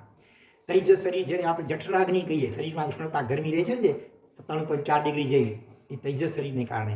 ત્રીજો લેશિયા ફેંકાય છે એ પણ તેજસ શરીરના કારણે. અને કાર્બન શરીર એટલે જે કર્મ સતત બંધાઈ રહ્યા છે એનો જે સમૂહ કે જથ્થો, એને માટે કાર્બન શરીર શબ્દ વપરાય છે. તો આ અનાદિકાળથી આત્માની સાથે ને સાથે જ હોય છે. ક્યારે છૂટે? આત્મા સિદ્ધ બને ત્યારે છૂટે. તો પહેલો પ્રવાસ અને છેલ્લો પ્રવાસ આ તેજસ અને કાર્બન શરીર વિનાનો. આમ તો એક ભવથી બીજા ભવમાં જાય ત્યારે પણ આ 2 શરીર ભેગા હોય, પણ જ્યારે સિદ્ધશિલા ઉપર જતો હોય આત્મા ત્યારે તેજસ કાર્બન શરીર અહીંયા જ છૂટી જાય. બસ તેજસ કાર્બન સિવાયનો પહેલો પ્રવાસ આત્માનો અને છેલ્લો પડે, પછી કાયમ માટે સિદ્ધશિલા ઉપર જ રહેશે. તે બે શરીર સાથે હોય ત્યાં સુધી વચ્ચેના આકાશ દેશોને સ્પર્શતા એક ગતિમાંથી બીજી ગતિમાં જવાનું બનતું. પણ શરીર છે તો સ્પર્શ છે, હવે શરીર જ નથી તો સ્પર્શ ગુણવાળું તત્વ જ નથી. માટે મોક્ષ જતા અસ્પૃશત ગતિ કહી છે. દેહ આકૃતિમાં જે મુદ્રાએ, ધારો કે પદ્માસન મુદ્રાએ પ્રભુ હતા તો બરાબર તેની ઉપર જ સિદ્ધશિલામાં જઈને તે જ આકારમાં આત્મદેશો ગોઠવાઈ જાય છે. જેવા હતા તેવા જ ગયા. તથાગત જેવા અહીંયા હતા જે આકારમાં, તેવા જ આકારમાં ત્યાં ગયા. એ રીતે પણ તથાગત શબ્દનો અર્થઘટન થાય. તો આવા પ્રભુને નમન નમન નમન. પછી આવે છે, પછી પણ 2 વિશેષણ ભેગા આવે છે. કયા 2? મહાહંસાય અને હંસ રાજાય. હંસ એટલે વિવેકી. દૂધ અને પાણી મિશ્રિત થયેલા હોય. હંસની ચાંચમાં કુદરતી એવો એક ગુણ હોય છે, એમાં એવી ખટાશવાળો પદાર્થ હોય છે. જેવો દૂધ પાણી મિક્સ અંદરમાં જાય એટલે એ ખટાશવાળા દ્રવ્યને કારણે દૂધના ફોડા ફોડા થઈ, જેમ મિલ્કમાં નાખો દહીં કેમ થઈ જાય, અથવા ફાટી જાય તો ફોડા ફોડા થઈ જાય, એમ દૂધ અલગ થઈ જાય અને પાણી સાઈડમાં જગ્યા હોય કારણ એમાંથી આમ બહાર નીકળી જાય ઓટોમેટિક, અને દૂધના ફોડા હોય અંદર જાય. માટે હંસ વિવેકી કહેવાય. ક્ષીર અને નીરને અલગ કરે પણ દૂધ અને પાણીને જુદા પાડે. હંસ એટલે વિવેકી, સંયમી, પુણ્ય અને સંયમનો ત્રિકોણ રચાવો બહુ દુર્લભ. શક્તિ, પુણ્ય અને સંયમ આ 3નો ત્રિકોણ રચાવો બહુ દુર્લભ છે. શક્તિ હોય ત્યાં માણસ સંયમ રાખી ન શકે પછી મોટે ભાગે. પ્રભુના જીવનમાં આ ત્રિકોણ નજરે ચડે છે. પ્રભુનો તપ પૂર્ણ થયો ત્યારે વર્ષી તપ કહેવાયો. આપણે શરૂ કરીએ ત્યારથી વર્ષી તપ ગણાય. પ્રભુનો વર્ષ પૂરો થયો ત્યારે કહેવાયું વર્ષી તપ, 1 વર્ષ ચાલી માટે. રોજ ગોત્રી જઈને પાછા ફરતા પ્રભુ ચતુર્જ્ઞાની હતા, છતાં ક્યારે મળશે આનું, ક્યારે થશે ગોત્રી શુદ્ધ, ક્યારે મળશે, કોઈ વિકલ્પ નથી. એવો ઉપયોગ મૂકીને જોયું પણ નથી. જોયું તો ખબર પડી જાય નથી. આ પ્રભુનો સંયમ હતો. એટલો પણ ઉપયોગ શા માટે? શરીર કે આહાર માટે આપવો, એટલો પોતાનો ઉપયોગ આત્મામાં જ કેમ ન રાખવો? ત્યારે મળશે. જાણવાની શક્તિ હોવા છતાં પણ સંયમ. 4 જ્ઞાન હતા, ઉપયોગ મૂકે તો ખબર પડી, છતાં પણ સંયમ. પ્રભુના જન્મથી લઈને કેટલી વાર ઇન્દ્ર મહારાજા પ્રભુ પાસે આવી ગયા. ક્ષુલ્લક ગણી શકાય તેવા ગામડિયા લોકો પ્રભુને પીડે છે ત્યારે પ્રભુએ જાતે કે ઇન્દ્રની ઇન્ફ્લુઅન્સ વાપરીને કોઈ પરચો આપ્યો નથી. ગોવાળિયાએ રાસ ઉગામી ભગવાનને મારવા માટે, ઇન્દ્રે આવીને પકડી લીધા ગોવાળિયાને, પણ ભગવાને કાંઈ ન કર્યું. પોતે પણ અટકાવી શકે એવું હતું. ઇન્દ્રને ઈશારો કરે તો ઇન્દ્ર સામે વિનંતી કરી અને પણ ના પાડી દીધી. આ પ્રભુનો સંયમ હતો. શક્તિ અને પુણ્ય હોવા છતાં પણ સંયમ. શક્તિ અનંત હતી, જન્મતા અંગૂઠાથી મેરુને કંપાવી દીધો, બરોબર. અને પુણ્ય કેવું હતું કે ઇન્દ્રો બધા 64 ઇન્દ્રો પણ એમાં ચરણોની સેવા જગતા હતા. તો આવી શક્તિ અને પુણ્ય હોવા છતાં પણ ઉપસર્ગોને અટકાવવા માટે ભગવાને પોતે કાંઈ જ ન કર્યું. તો આવા સંયમી પ્રભુ મહાસંયમના ધારક છે, સંયમીઓના નાયક પણ છે. એટલે હંસ રાજાય, હંસોના રાજા. હંસ શબ્દ છે ને જેમ પક્ષી માટે છે ને, એવી રીતે આત્મજ્ઞાની માટે પણ હંસ શબ્દ વપરાય. શરીર અને આત્મા અત્યારે જે દૂધ અને પાણીની જેમ એકમેકમાં મળેલા છે ને, એને સાધના દ્વારા અંદરમાંથી જુદા પાડે, આત્માને શરીરથી ડિટેચ કરે. માટે આત્મજ્ઞાની માટે હંસ શબ્દ વપરાય, બરોબર. એમાં પણ હંસના જેટલા આત્મજ્ઞાની હોય સમ્યક દ્રષ્ટિથી માંડીને એ બધા આત્મજ્ઞાનીઓમાં પણ રાજા જેવા, ચક્રવર્તી જેવા કોણ? પરમાત્મા. રામકૃષ્ણ પરમહંસ કહેવાય છે, પરમહંસ. એટલે જેમ આત્મજ્ઞાન બહુ વિશિષ્ટ કોટીનું હોય એના માટે પરમહંસ શબ્દ વપરાય છે. અને એવા હંસો અને પરમહંસોના પણ રાજા એવા પરમાત્મા. ઘણા નામ હંસરાજભાઈ તો પછી વખણા હોય ને હંસરાજભાઈ, અર્થ ખબર ન હોય, અર્થ કેવો ઉત્તમ છે. ખાલી હંસ એટલે હંસ પક્ષીઓના રાજા તોય સારો અર્થ છે. હંસ પક્ષી બગલા કરતા હંસ સારો ને. હા, બગલો ને હંસલો રે રંગે રૂપે એક છે જી, કે તો એનાથી ઓળખાય. આહાર થકી ઓળખાય રે આત્માને ઓળખ્યા વિના રે, લખતો 84 ફેરા નહીં તો ટળે રે જી, કે મનડાને બાંધ્યા વિના રે ભવના ફેરા નહીં તો ટળે રે જી. હંસલો ને બગલો બંને રૂપે રંગે વ્હાઈટ એન્ડ વ્હાઈટ, બંને પાણીમાં રહેનારા સરોવરમાં. હા, હું ધ્યાન કરતો એક પગે જેવું માછલી દેખાડે ટપ કરતો માછલી પકડી લે. હંસલો બગલો, હંસલો તો મોતી. रामचंद्र के सूर्य देश में ऐसा अवसर आएगा, हंस चुगेगा दाना पानी कौवा मोती खाएगा. कलयुग एवो आवશે, હંસલો અનાજ ખાશે મોતી છોડીને અને કાગડો છે તે મોતી ખાય. હવે ઉલટી ગંગા, કલયુગનો પ્રભાવ. હા, અત્યારે જો સજ્જનો બધા અત્યારે દબાયા હેરાન પરેશાન થાય ને, દુર્જનો રાજ કરે છે, લીલા લહેર કરે છે મંત્રીઓ બધા મોટે ભાગે. તો અહીંયા પ્રભુને હંસરાજની ઉપમા, મહાહંસ અને હંસોના પણ રાજા કયા.